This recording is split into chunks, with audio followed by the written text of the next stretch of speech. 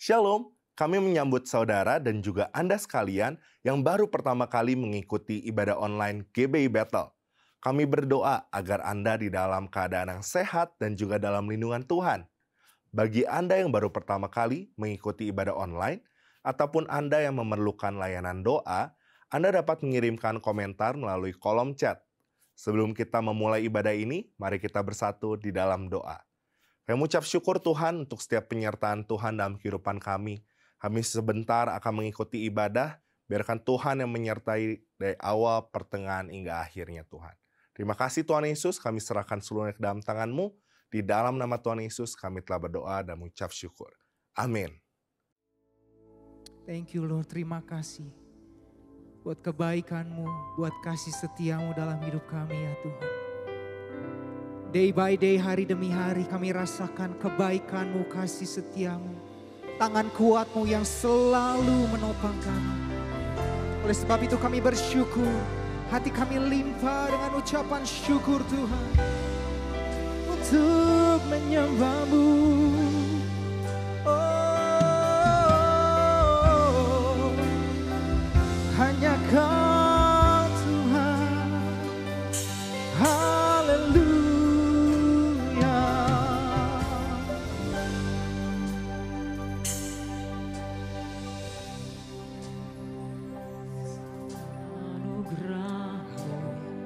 Ku ada karena kasih-Mu Tuhan Yesus. Ku berterima kasih buat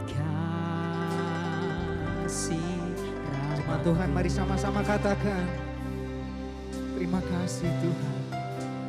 Ku ada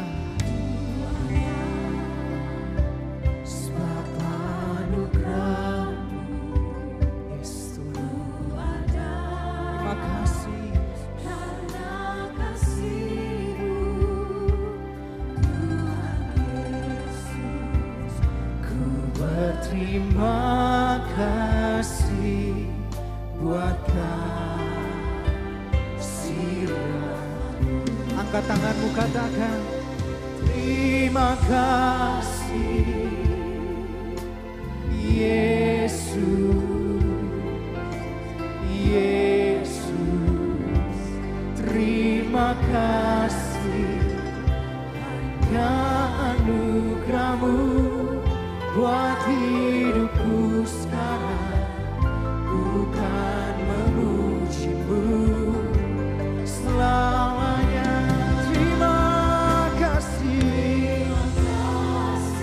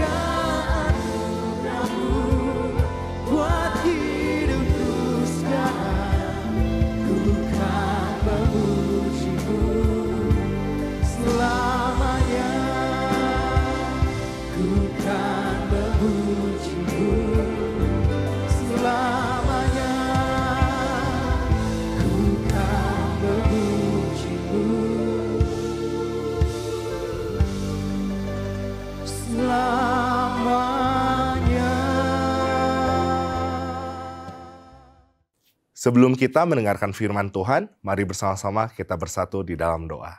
Kami mengucap syukur Tuhan Yesus, kami telah menaikkan setiap pujian dan penyembahan kami. Sebentar kami akan mendengarkan firman-Mu, biarkan Roh Kudus ada buat setiap hati kami, sehingga firman ini mudah untuk dimengerti. Terima kasih Tuhan, di dalam nama Tuhan Yesus. Haleluya. Amin. Selamat pagi jemaat yang dikasihi Tuhan, kiranya berkat Tuhan selalu melimpah dalam kehidupan kita. Haleluya. Hari ini saya akan menyampaikan firman dengan judul Ucapan Syukur Mengubahkan Nasib.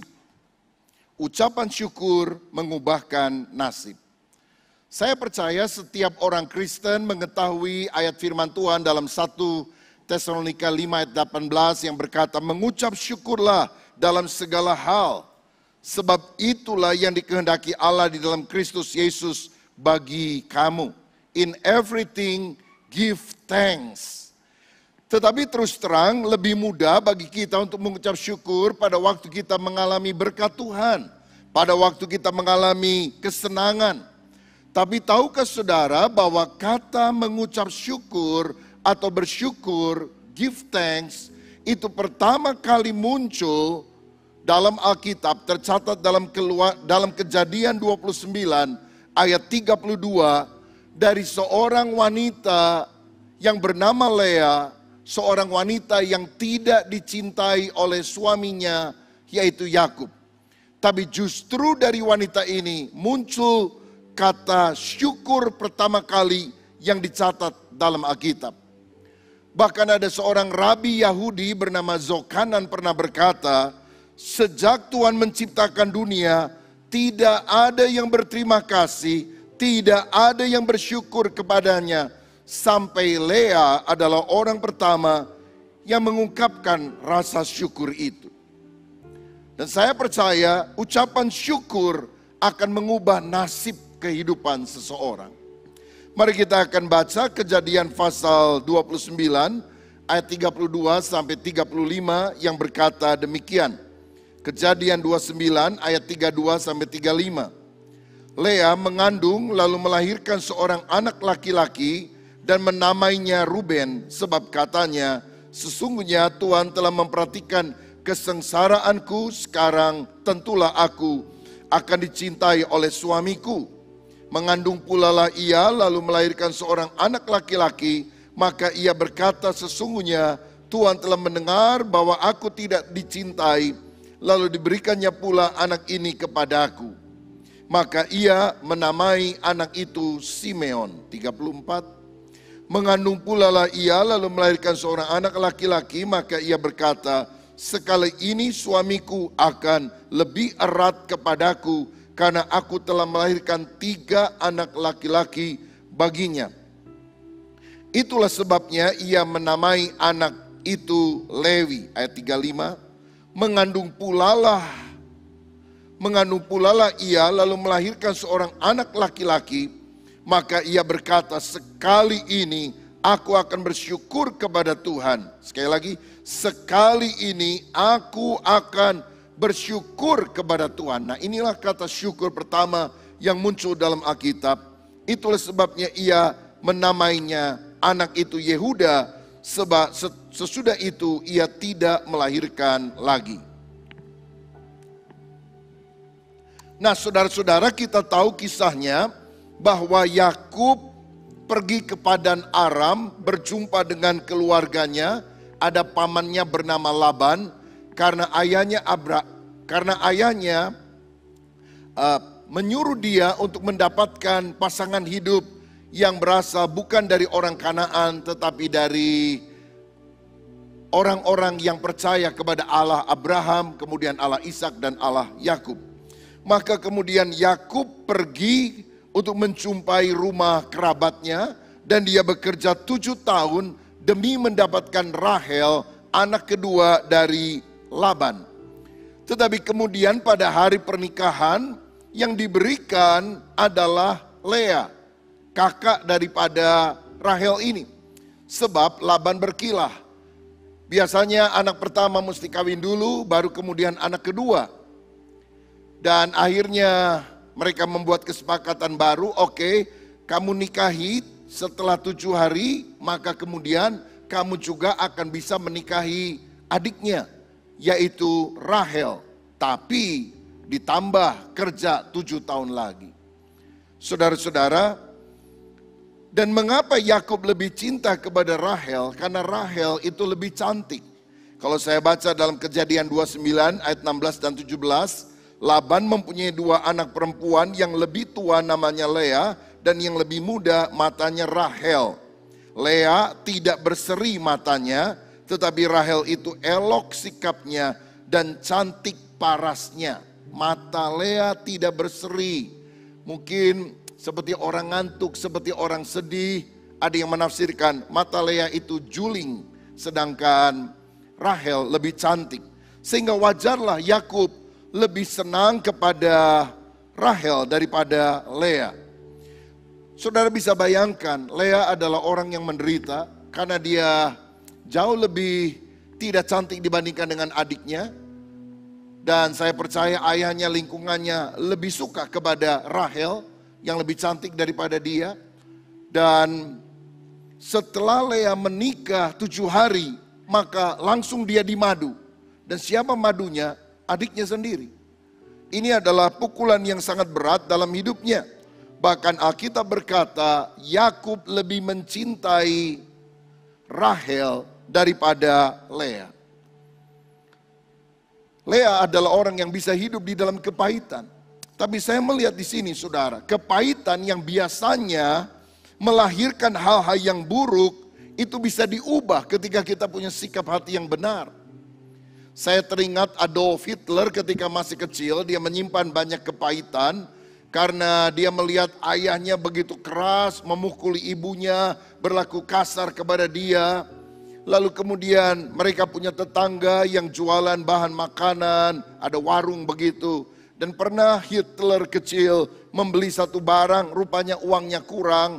Kemudian pemilik daripada tempat ini kebetulan orang Yahudi, dia bilang, kalau kamu nggak punya duit, kalau kamu miskin, jangan belanja di tempat saya. Itu menimbulkan kepahitan di dalam hatinya.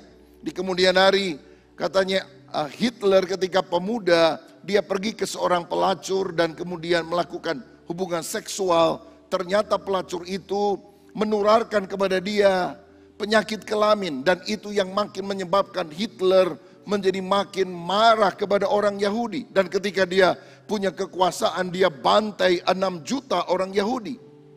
Kepahitan akan melahirkan hal yang buruk. Tetapi saya belajar satu hal dari Lea yang seharusnya mengalami kepahitan. Dia adalah orang yang menjaga hati dan belajar mengucap syukur sampai dia menghasilkan buah kehidupan yang baik. Bukannya bitter, tapi better. Jadi saya melihat di sini ucapan syukur bisa mengubah nasib, bisa mengubah kehidupan. Bukannya karena keluarga kita sudah harmonis maka kita mengucap syukur. Tapi kalau kita banyak mengucap syukur, percayalah keluarga kita akan lebih harmonis. Bukan karena kita nggak punya masalah maka kita mengucap syukur. Tapi percayalah kalau kita banyak mengucap syukur, masalah kita akan diselesaikan oleh Tuhan sendiri. Ucapan syukur bisa melahirkan hal-hal yang baik dalam kehidupan. Mengapa saya katakan demikian? Paling tidak ada 4 alasan mengapa saya bilang bahwa Lea ini ternyata kehidupannya lebih baik daripada Rahel. Pertama, ternyata dari garis keturunan Lea ditambah dengan budaknya Zilpa muncul 8 suku Israel. Sedangkan dari Rahel ditambah budaknya Bilha hanya muncul 4 suku Israel. Karena Israel itu totalnya 12 suku disebut sebagai bangsa pilihan. Saudara-saudara, jadi Lea yang tidak dicintai itu berkatnya double porsi. Karena Lea itu melahirkan 6 orang anak laki-laki, ada 1 perempuan namanya Dina, tapi untuk hak waris pada zaman itu, maka tentu anak laki yang diutamakan. Anak Lea pertama namanya Ruben, lalu Simeon, Lewi, Yehuda, Isakar, Zebulon. Dan dari budaknya Zilfa ada 2 anak lagi yang dilahirkan, yaitu Gad dan Asher.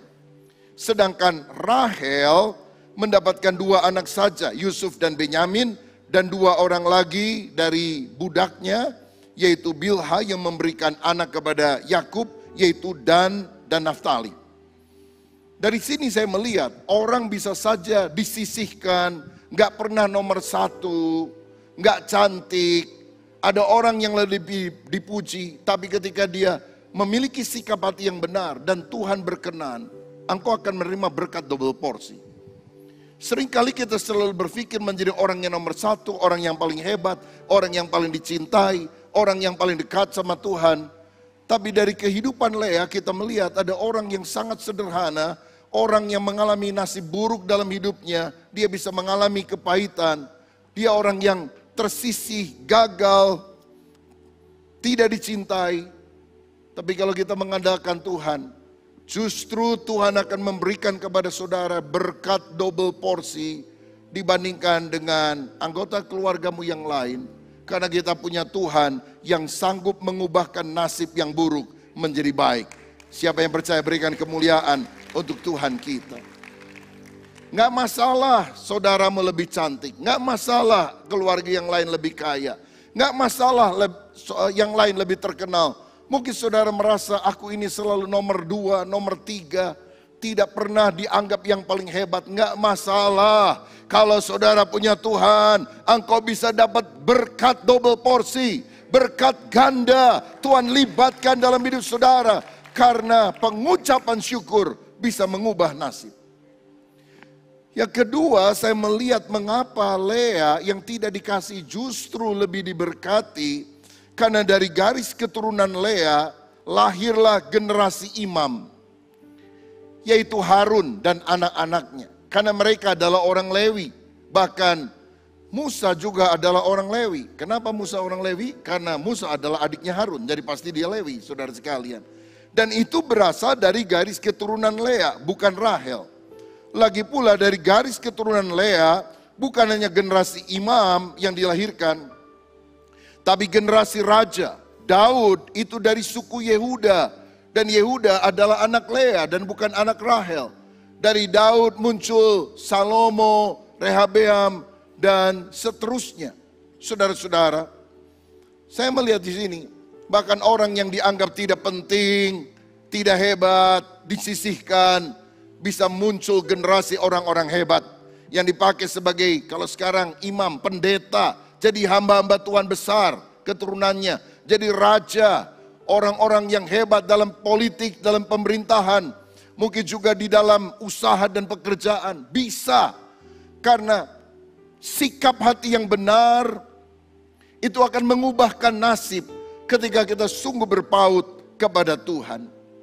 Daud menjadi raja. Walaupun Daud sebetulnya memiliki kondisi tersisih. Sama seperti nenek moyangnya Lea. Buktinya apa? Ketika Samuel datang ingin mengurapi salah satu anak Isai menjadi raja, semua diundang kecuali Daud. Karena mungkin Isai dan istrinya berkata, nggak mungkinlah Daud yang paling diberkati. Dia bukan anak yang menjadi kebanggaan bagi kami. Udah dia di ladang aja, jaga kambing yang cuma 2-3 ekor. Sampai akhirnya Samuel bilang, aku nggak akan makan sama kamu sebelum anakmu yang satu yang kau sisihkan itu ada di sini. Dan ketika Samuel melihat Daud, maka dia mencurahkan minyak dan melantik Daud menjadi raja. Saudara-saudara, bahkan dalam Mazmur 27 ayat 10, Daud pernah bilang gini, sekalipun ayahku dan ibuku meninggalkan aku, namun Tuhan menyambut aku. Itu kalimat apa? Kalimat dari orang yang tidak dikasih oleh orang tuanya. Mungkin ayahmu galak, membentur-benturkan kepala saudara ketika kecil, memaki-maki saudara. Kalimatnya menyakitkan, ibumu membandingkan engkau dengan adikmu atau kakakmu yang selalu dianggap lebih cantik, lebih hebat, lebih luar biasa. Saya mau katakan kalau engkau punya Tuhan, kalau engkau punya sikap hati yang benar, berkatmu double porsi dan engkau akan melahirkan generasi orang-orang hebat yang akan jadi hamba-hamba Tuhan, pemberita-pemberita Injil, para pengusaha, para politician yang dipakai Tuhan seperti Harun, seperti Daud, karena Allah sanggup mengubah nasib buruk menjadi nasib baik. Bitter become better karena Tuhan hadir dalam kehidupan kita. Siapa yang percaya, berikan kemuliaan untuk Tuhan kita. Dan yang ketiga, mengapa orang yang tersingkir, disisihkan, tidak dianggap, saya katakan nasibnya bisa lebih baik. Karena ternyata dari garis keturunan Lea, bukan dari keturunan Rahel, muncul Mesias, yaitu Yesus Kristus, lahir di kandang yang hina. Dan saudara tahu Yesus dari suku apa? Yehuda. Yehuda bukan anak Rahel, Yehuda anak Lea. Wah, ini dahsyat. Manusia bisa memilih siapa yang dia sukai, mana favoritnya. Allah bisa melakukan perbedaan. Allah tidak memilih Lea untuk menjadi nenek ayah. Allah tidak memilih Rahel untuk menjadikan dia sebagai nenek moyang dari Yesus. Allah memilih Lea, orang yang tersingkir, untuk menjadi nenek moyang dari juru selamat kita. Bukankah ini sesuatu yang luar biasa? Lea tidak tahu, Lea tidak mengerti pada masa hidupnya. Dan Yesus pernah berkata begini, apa yang kulakukan kepadamu sekarang kamu tidak mengerti, tapi kelak engkau akan mengerti. Dan yang keempat, saya lihat saudara, pada waktu mati Lea dikubur di samping Yakub bersama dengan Abraham dan Sarah, bersama dengan Ishak dan Ribka. Jadi sebelum mati Yakub kasih pesan, kalau aku mati, kuburkan aku di gua Mahpela, tempat Abraham dan Sarah, tempat Ishak dan juga Ribka, ibu daripada dia, ibu dari Yakub, dibaringkan. Dan di sana juga dibaringkan, apakah istri yang dia cintai Rahel? Bukan. Yang dibaringkan di sana adalah Lea. Saudara-saudara, kalau saya baca dalam Kejadian 49 ayat 32, dikatakan demikian. Dan disitulah juga kukuburkan Lea, ladang dengan gua yang ada di sana telah dibeli dari orang Het. Ini sesuatu yang menyentuh saudara. Lea tidak dicintai oleh suaminya sepanjang hidupnya. Tapi waktu mati, Yakub dikuburkan di samping Lea dan bukan di samping Rahel. Sedangkan Rahel dikubur di pinggir jalan di kota Bethlehem, di Efrata. Setelah dia melahirkan anak kedua, anak pertama Yusuf, anak kedua Ben-Oni. Ben-Oni itu artinya anak kedukaan, anak yang membuat aku sakit. Karena dia melahirkan dengan sangat sakit, jadi ketika anaknya lahir dia sebut Ben-Oni dan dia mati. Untunglah Yakub mengganti nama Ben-Oni ini menjadi Benyamin, artinya anak tangan kananku, anak kesayanganku. Saudara, jadi kita lihat sampai akhir hayatnya, Rahel tuh nggak happy. Malah dia sebut kalimat terakhirnya, ini anak yang bikin saya sial, ini anak yang bikin saya sakit, ini anak penderitaanku, ini anak kedukaanku. Lalu dia mati. Saudara-saudara, kalau saya pernah pergi ke makam Abraham, Ishak, Yakub, ada di Hebron sekarang, masuk daerah Palestina. Itu gedungnya sangat bagus sekali dirawat. Agak berbeda dengan kubur Rahel yang bersahaja. Semasa hidupnya Rahel sangat dicintai, tapi yang Tuhan angkat adalah Lea. Dan yang mendampingi Yakub ternyata bukan istri yang dia sayangi. Kenapa dia cuma dikubur di pinggir jalan? Sebetulnya Bethlehem dan Hebron gak terlalu jauh juga, saudara. Kenapa Yakub tidak mengusahakan lebih keras supaya istri kesayangannya itu dikubur juga di kuburan leluhur mereka? Saya tidak tahu. Tapi mungkin karena kematiannya menjelang hari Sabat, sehingga tidak bisa dilakukan perjalanan jauh karena orang harus segera dikuburkan. Dan itu sebabnya hal ini terjadi. Mungkin seperti pada zaman COVID ini, kita mencintai keluarga kita, tapi kalau ada yang meninggal karena COVID, apalagi lagi seru-serunya waktu yang lalu itu, harus dikuburkan secepatnya, saudara. Bahkan tidak boleh dikerumuni oleh begitu banyak orang. Waktu saya baca Alkitab dan melihat Karena dari dulu saya juga berpikir, oh Rahel lebih cantik, lebih baik, lebih beruntung. Dia punya anak Yusuf. Tapi waktu saya teliti, Lea ini luar biasa. Dia melahirkan Yesus, saudara. Dia melahirkan keturunan yang melahirkan juru selamat lebih dari Yusuf. Tuhan sanggup mengubah nasib buruk seseorang ketika sikap hati kita benar. Ada beberapa hikmah yang saya bisa petik dari kehidupan seorang yang bernama Lea ini untuk diterapkan juga dalam kehidupan kita. Yang pertama, jangan hanya terpesona pada kecantikan jasmania. Karakter batin ternyata lebih penting. Kita kalau cari calon pasangan hidup, cari calon mantu, selalu lihat tampangnya, cantik enggak. Malah kadang-kadang saudara sekalian, ada seorang ayah marah sekali sama anak laki-lakinya. Karena apa? Calon istri dari anak laki-laki pacarnya itu jelek menurut pandangan papanya. Waduh, bisa berantem saudara. Sampai saya pikir ini yang mau kawin papanya apa anaknya. Ada orang-orang seperti itu. Mudah-mudahan di sini nggak ada yang begitu saudara sekalian. Dia berusaha memilihkan yang lebih cantik dan sebagainya. Tapi anaknya bilang saya nyaman. Dia nggak terlalu cantik mungkin. Tapi saya suka sama dia, saya cinta sama dia. Saya mau menikah sama dia. Jangan hanya terpesona pada kecantikan jasmania. Karakter batin lebih penting.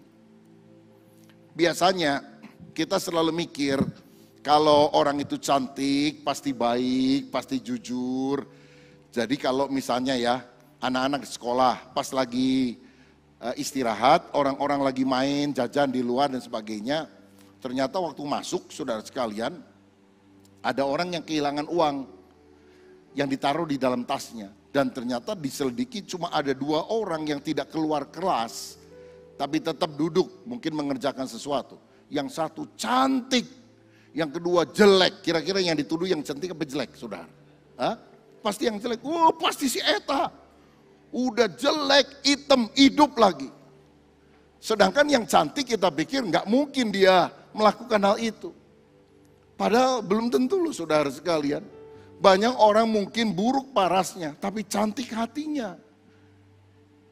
Inner beauty itu harus kita miliki, bersyukur untuk wajah. Tapi saya mau bilang, wajah ini, muka ini adalah pemberian Tuhan. Kita nggak bisa tukar-tukar maunya kita, saudara. Itu sebabnya mengapa orang tidak boleh membuli hanya karena penampilan fisik, karena wajah. Karena dia tidak pilih wajahnya. Ada yang mau pilih-pilih wajahnya? Ya, ada yang ganti kiri, kanan, muka, belakang. Waduh, tarik naik turun. Tapi setelah sekian tahun kendor lagi. Jadi aneh wajahnya. Saya nggak apa-apa sih kalau saudara mau ibu-ibu mau operasi plastik atau apa. Ya. Tapi saya lebih menganjurkan kalau misalnya dia lahir cacat, sumbing atau apa, itu boleh. Itu lebih kaitannya kepada pengobatan daripada hanya sekedar kecantikan. Kalau sudah turun semuanya mau ditarik begitu ya terserahlah. Tapi saya mau bilang, membenahi manusia batinnya jauh lebih penting daripada manusia jasmania. 1 Petrus 3 ayat 3 dan 4 dikatakan demikian. 1 Petrus 3 ayat 3 dan 4, perhiasanmu janganlah secara lahiriah, yaitu dengan mengepang-ngepang rambut, memakai perhiasan emas atau dengan mengenakan pakaian yang indah-indah. Tetapi perhiasanmu ialah apa? Manusia batinia yang tersembunyi, dengan perhiasan yang tidak binasa, yang berasal dari roh yang lemah lembut dan tentram, yang sangat berharga di mata Allah. Mark Zuckerberg pernah dikomentari banyak orang karena dia memilih istri orang dari China yang wajahnya biasa sekali, saudara sekalian, nggak cantik. Dan dia bilang, mengapa saya pilih dia walaupun tidak cantik? Karena dia punya karakter yang baik. Saudara, cantik mah enak untuk dilihat beberapa saat, tapi kalau udah jadi bini, tinggal seterusnya sama hidup kita, waduh perawatan mahal, suka ngomel, suka menuntut, aduh nggak tahan juga saudara-saudara. Ya, berbahagialah yang cantik dan baik hati. Oh di sini semua wanitanya cantik dan baik hati. Haleluya. Tapi kalau saudara hanya punya salah satu, pilihlah karakter yang baik. Ya memang kadang-kadang kalau di sekolah teologi itu anak-anak mahasiswa kalau disuruh pilih mau yang jelek tapi baik atau yang cantik tapi nggak baik. Mereka kebanyakan pilih yang cantik tapi nggak baik, sudah. Lalu saya tanya kenapa? Karena kita di sekolah teologi ya diajar untuk berdoa mengubah hati yang keras menjadi bagus. Tapi tidak bisa berdoa mengubah wajah yang jelek menjadi bagus katanya. Tapi saya mau bilang saudara, nggak mudah untuk mengubah hati yang jelek menjadi bagus itu. Perlu perjuangan doa bertahun-tahun. Karena itu yang kita harus bangun adalah karakter batin. Lemah lembut, bersyukur, sopan, ramah. Dan biarlah kita ajar anak-anak kita juga. Bukan hanya membanggakan kecantikan luar. Wah dandannya luar biasa, bajunya luar biasa. Tapi karakter yang indah. Hikmat kedua yang saya bisa petik adalah ini. Jangan iri dan cemburu serta membandingkan diri dengan orang lain. Karena itu akan menyengsarakan kehidupan kita. Saudara-saudara, sebetulnya Rahel sama Lea ini saling cemburu. Kenapa? Rahel lebih cantik sehingga Lea menjadi cemburu kepada dia. Rahel lebih dicintai oleh suaminya sehingga Lea lebih cemburu kepada dia. Tetapi ternyata di sisi yang sama Rahel juga cemburu iri kepada kakaknya Lea karena ternyata Lea punya anak. Dia awalnya tidak punya anak, saudara. Jadi kadang-kadang kalau kita membandingkan diri dengan orang lain, hidup kita nggak bahagia. Kalau saudara misalnya ikut retreat lah di gereja, lalu nginep di sebuah hotel, kan banyak kamarnya saudara. Dan begitu saudara masuk kamarmu, saudara buka jendela kamar, wah bagus, ada pantainya. Jadi ini kamar yang terakhir, saudara nggak bisa lihat sebelah kanan, tapi sebelah kiri saudara masih bisa melihat bagian pantai yang bagus. Aduh senang sekali. Nah ketika kita mau ikuti acara keluar, kita jalan, lalu ada seorang teman yang kebetulan dia juga mau keluar dari kamar, lalu saudara bilang, lihat dulu ya, lihat dulu. Begitu dia saudara masuk kamar, saudara lihat bahwa kirinya pemandangan laut, kanannya pemandangan laut, dan tidak ada benteng yang menghalangi. Iri atau enggak? Ih panitia teh bayar sama, kenapa saya di pojoknya itu kehalang kalau dia mah enggak, pilih kasih. Wah kepahitan muncul saudara. Karena itu jangan suka banding-bandingin orang lain. Bersyukur dengan apa yang ada. Kalau saudara lagi naik sepeda, lalu teman mau naik sepeda motor, bersyukur saja. Tuhan kenapa saya mah GL, genjot langsung, dia mah Honda GL. Jangan iri sama orang lain saudara. Kalau saudara suka lihat Facebook, Instagram atau apapun, dan saudara lihat, teman kita lagi jalan-jalan ke Bali, jalan-jalan ke luar negeri. Aduh saya mah di sini terus. Kalau saudara punya hati iri seperti itu, matiin tuh Facebook. Buang itu Instagram, buat apa hati saudara terganggu? Karena engkau tidak bisa jaga hatimu sendiri. Jangan iri, cemburu, membandingkan diri. Tiap orang punya berkatnya masing-masing. Jangan urusin orang lain, jangan terlalu kepo dengan orang. Bersyukur saja dengan berkat yang Tuhan berikan kepada kita. Alkitab mengajarkan segala kepahitan, kegeraman, kemarahan, pertikaian, fitnah, hendaklah dibuang dari antara kamu. Demikian pula segala kejahatan. Tapi hendaklah kamu ramah, penuh kasih mesra, saling mengampuni satu dengan yang lain. Sebagaimana Kristus telah mengasihi dan mengampuni kita. Saudara-saudara, jangan iri dan membandingkan diri. Dan yang ketiga, jangan menjadikan pasanganmu sumber kebahagiaanmu. Jangan menjadikan keluargamu sumber kebahagiaanmu. Melainkan jadikan Allah yang adil dan baik sebagai sumber kebahagiaan. Lihat ketika Lea tidak dikasihi oleh Yakub, dalam Kejadian 29 ayat 31 dikatakan ketika Tuhan melihat bahwa Lea tidak dicintai, dibukanyalah kandungannya, tetapi Rahel mandul. Ternyata di balik semuanya itu saudara sekalian ada Allah yang mengatur hal-hal baik di dalam kehidupan kita. Karena kalau saya lihat, Lea di dalam pergumulannya mulai berharap kepada Tuhan. Rahel awalnya tidak demikian. Saudara ingat Rahel pernah menyembunyikan berhala namanya terafim. Dia lebih bergantung kepada berhalanya daripada kepada Tuhannya. Jadi jangan jadikan pasanganmu sumber kebahagiaan. Rasanya kalau pasanganmu tidak cinta lagi, udah lain, aduh hidup kita gelisah. Suamimu selingkuh sama orang lain, aduh kita nangis, rasanya mau mati, bunuh diri. Oh tentu itu adalah masalah dalam kehidupan. Tapi jadikan Tuhan sebagai sumber kebahagiaanmu dan bukan keluargamu. Karena semua manusia bisa mengecewakan, hanya Tuhan yang tidak mengecewakan.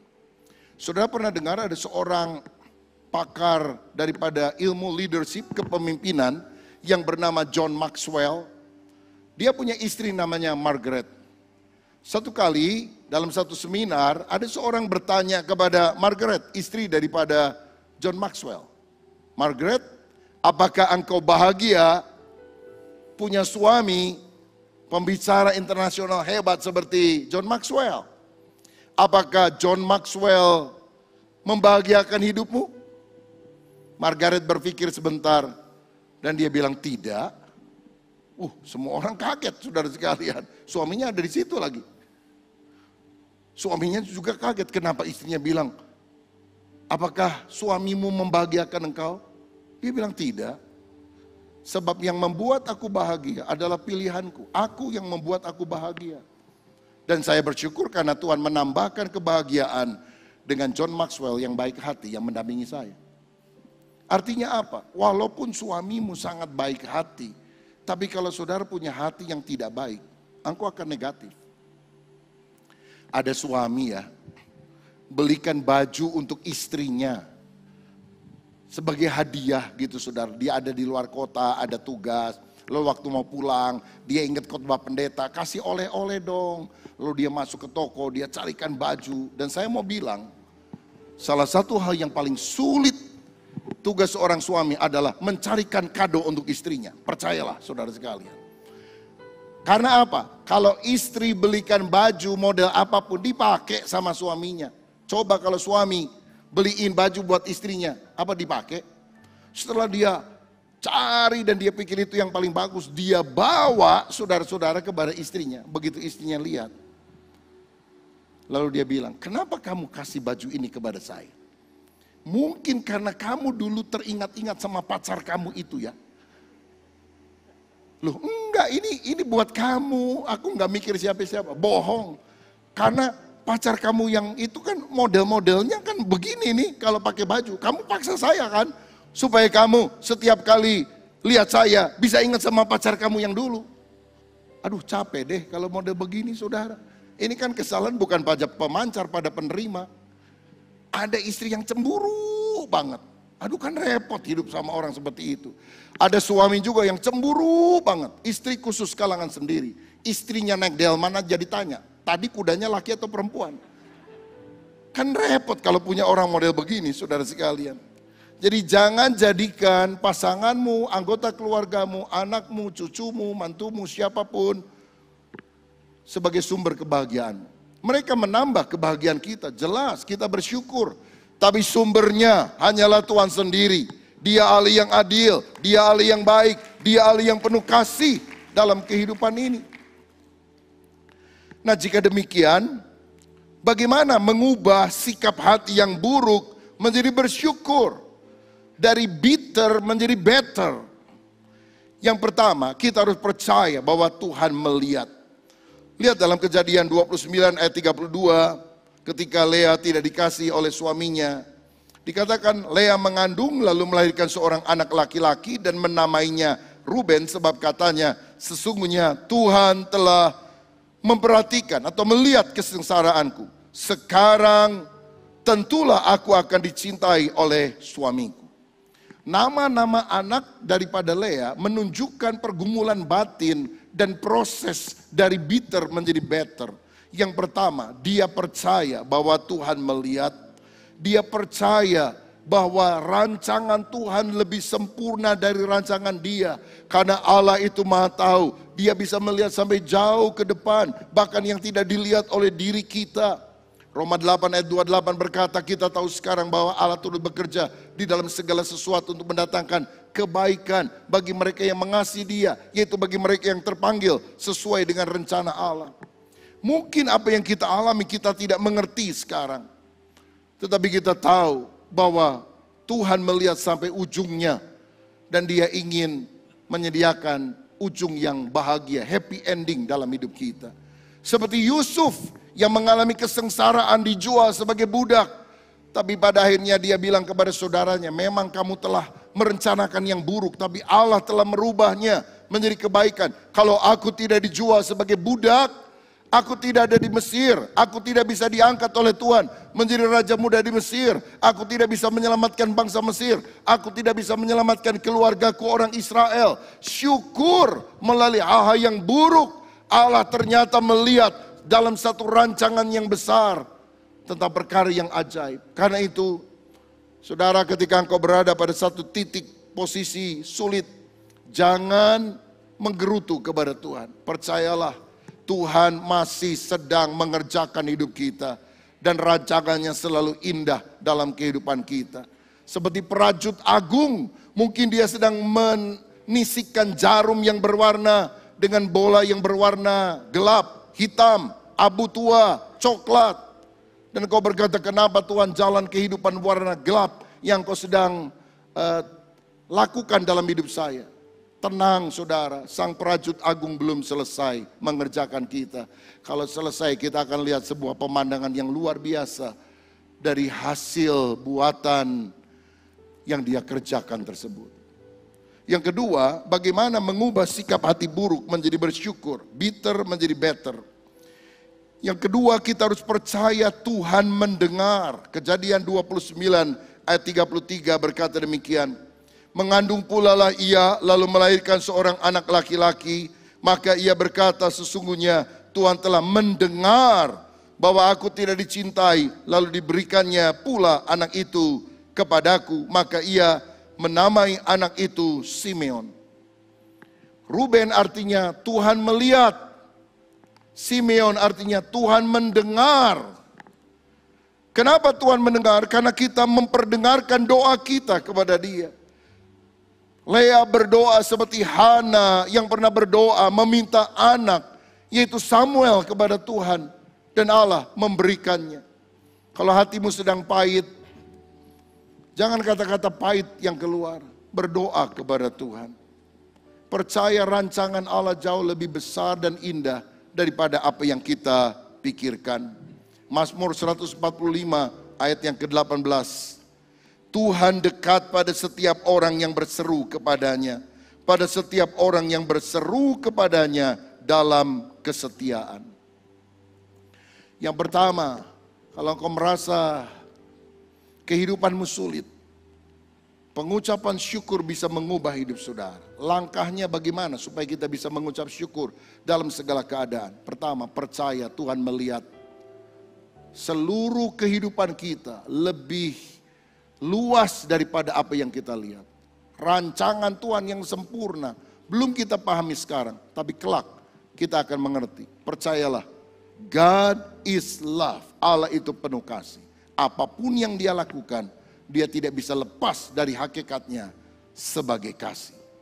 Yang kedua, percaya bahwa Tuhan mendengar. Kan itu berdoa kepada Tuhan. Curahkan isi hatimu kepada Tuhan. Karena Tuhan akan mengabulkan doa kita. Yang ketiga, bagaimana mengubah bitter menjadi better. Pererat kesatuan dengan Tuhan dan juga dengan keluarga. Kejadian 29 ayat 34 dikatakan demikian. Mengandung pula lah ia, lalu melahirkan seorang anak laki-laki, maka ia berkata, sekali ini suamiku akan lebih erat kepadaku, karena aku telah melahirkan 3 anak laki-laki baginya. Itulah sebabnya ia menamai anak itu Lewi. Lewi artinya erat, bersekutu, bersatu satu dengan yang lain. Kalau saudara mengalami kesulitan dalam kehidupanmu, percaya rencana Tuhan sangat luas. Kedua, berdoa. Minta damai sejahtera, ketenangan, berkat daripada Dia. Yang ketiga, jangan menyendiri. Kita harus pererat hubungan kita dengan Tuhan, tapi juga dengan keluarga. Berusaha untuk hidup lebih dekat dengan keluarga kita. Sampai akhirnya Tuhan akan mengubah pola pikir kita yang buruk menjadi baik. Saya teringat ada 2 orang kakak beradik. Saudara, kakaknya itu kurang dicintai oleh orang tuanya, tapi adiknya dicintai dari sejak kecil. Kalau dibelikan mainan yang bagus pasti buat adiknya. Kakaknya dapat yang kurang baik. Kalau dibelikan baju yang baru selalu adiknya. Kakaknya bajunya lama-lama. Dan ketika mereka sudah menikah kedua-duanya, pindah ke rumah yang berbeda, orang tuanya tinggal di rumah sendiri. Demi mendapatkan cinta kasih dari orang tuanya, si kakak ini suka datang beberapa hari sekali untuk masak buat papa mamanya, untuk bersihkan rumah, untuk mencuci baju, menyetrika karena mereka tidak punya pembantu, saudara. Tapi papa mamanya nggak terlalu menyambut. Mereka ada di kamar, jarang ngobrol sama anaknya ini. Ya dipikirnya bantuan yang sudah sewajarnya lah. Tapi ketika adik yang kecil ini datang, saudara, walaupun dia udah nikah, wah keduanya keluar dari kamar, ngobrol di ruangan tamu. Lalu ayo makan makanan yang dimasakkan oleh kakaknya, sedangkan kakaknya yang lagi nyetrika tidak diajak makan, saudara. Bayangkan betapa sakit hatinya. Sampai satu kali kakaknya udah gak tahan, dia cerita sama pendetanya.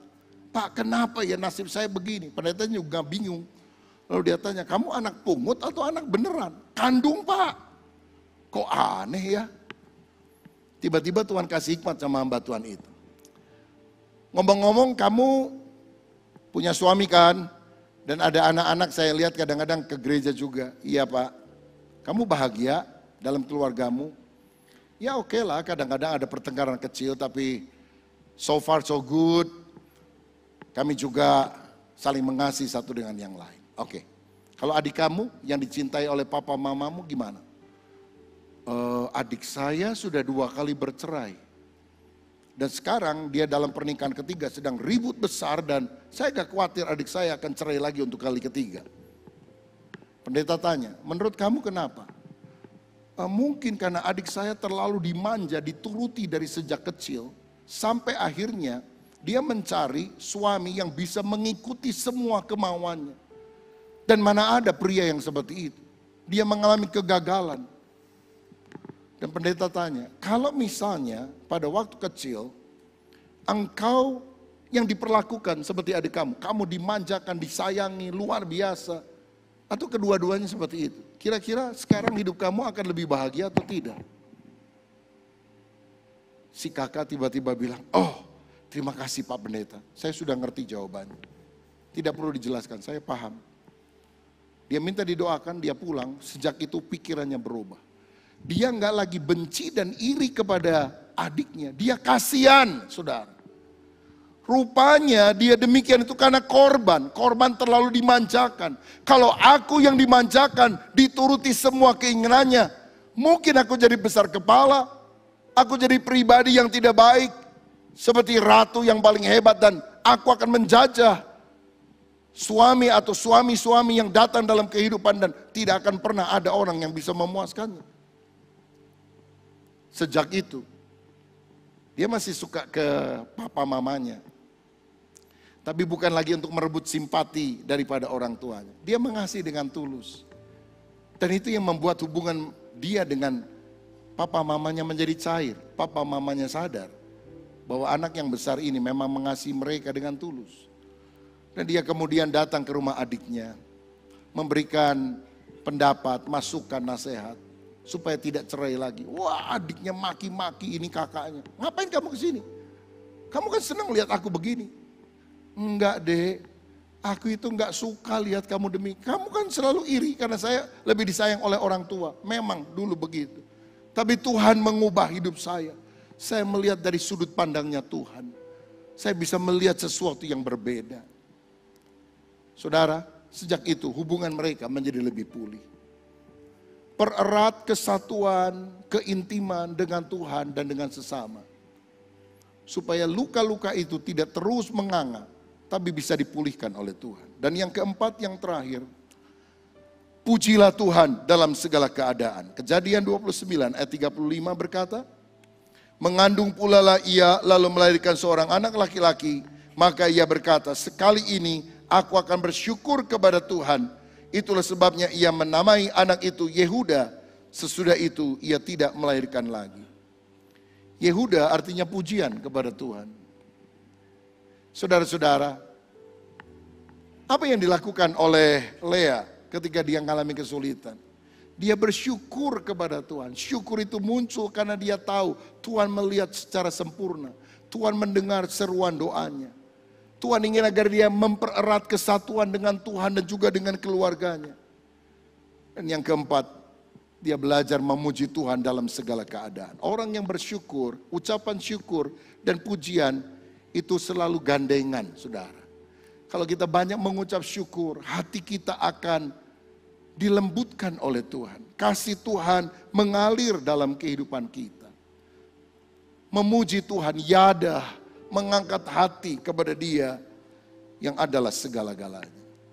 Karenanya firman Tuhan tadi dari 1 Tesalonika 5:18 berkata, mengucap syukurlah dalam segala hal, karena itulah yang dikehendaki Allah. Jangan mengucap syukur untuk segala hal. Tuhan, saya bersyukur karena saya dipecat. Tuhan, saya bersyukur karena saya bangkrut. Tuhan, saya bersyukur anak saya bodoh semua. Bukan bersyukur untuk hal-hal jelek, tapi bersyukur dalam segala keadaan. Walaupun aku bangkrut, walaupun aku di PHK, walaupun anakku tidak naik kelas, aku tetap menjadikan Engkau sumber sukacitaku. Dan aku akan selalu bersyukur. Karena kalau aku marah, aku ngomel, aku ngambek, aku melakukan hal yang buruk, belum tentu keadaan lebih baik. Tapi waktu aku bersyukur, maka aku memiliki sikap hati yang benar. Ide-ide yang bagus akan datang. Dan kemudian perkara-perkara yang baik juga akan Tuhan limpahkan dalam kehidupanku. Saudara, mari belajar bersyukur kepada Tuhan. Menyanyikan pujian untuk kemuliaan nama Tuhan. Dan saya percaya, orang yang tersingkirkan bukan nomor satu, yang tidak terkenal, yang tidak dihitung. Allah bisa berkati double porsi. Karena ada Allah di sorga, Allah yang adil, yang melihat sikap hati kita. Dan Dia memberikan, bukan karena paras muka kita, tapi karena sikap hati yang memuji, menyukakan hati Tuhan. Kalau ada di antara saudara yang merasa terpinggirkan, tersisih, bukan orang yang paling hebat, tidak terlalu dianggap dalam keluarga, Allah peduli kepadamu. Allah melukiskan engkau pada telapak tangannya. Engkau adalah anaknya, laki-laki dan perempuan yang berharga di mata Tuhan. Yesus mati, mencurahkan darahnya hanya untuk menebus saya dan saudara. Yang mungkin engkau tidak dianggap oleh dunia, tapi Allah mengasihi engkau. Jangan menggerutu, bersyukur. Karena bersyukur adalah sikap hati yang benar, yang bisa mengubah nasib kita menjadi indah. Tuhan Yesus kiranya memberkati kita semuanya. Amin. Saudara yang dikasihi Tuhan, saya percaya kita semua diberkati oleh ibadah yang kita ikuti ini. Dan mari bersama-sama kita akan menutup, mengakhiri ibadah kita. Bapa Surgawi, kami menaikkan syukur karena pertolongan Tuhan dan urapan-Mu atas setiap pribadi yang sudah melayani kami melalui ibadah ini. Dan kami percaya biarlah Tuhan yang terus menolong kami untuk bukan saja hanya pasif, tetapi aktif melakukan kehendak-Mu, melakukan firman-Mu yang sudah kami dengar pada kesempatan ini. Jadikan setiap kami murid-murid yang setia, anak-anak Tuhan yang taat kepada apa yang menjadi suara Tuhan, dan berkat-berkat-Mu itu Engkau akan meteraikan di dalam hidup kami. Karena itu kami mengangkat kedua tangan kami sekarang, karena kami akan membawa berkat dari Allah Bapa Surgawi, kasih sayang dan karunia yang kekal dari Tuhan kami Yesus Kristus, juga persekutuan dan urapan yang senantiasa baru dari Roh Kudus, berkat Allah Tritunggal, yang kami terima hanya di dalam nama Tuhan Yesus Kristus. Semua kita yang percaya mari katakan, amin. Tuhan memberkati saudara sekalian. Kemuliaan-Mu, Kau limpah